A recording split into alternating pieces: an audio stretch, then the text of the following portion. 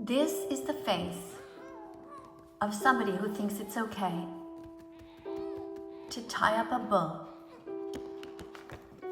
grab his penis, rub it,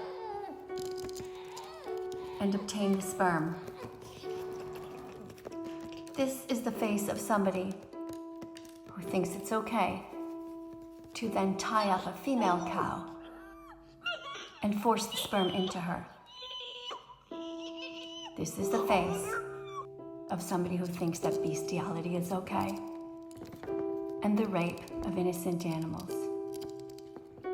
This is the face of a racist, somebody who thinks it's okay to be kind to some animals and cruel to others. Some he thinks it's okay to pet. Others he thinks it's okay to stab. This is the face of somebody who thinks it's okay to separate a mother cow from her baby.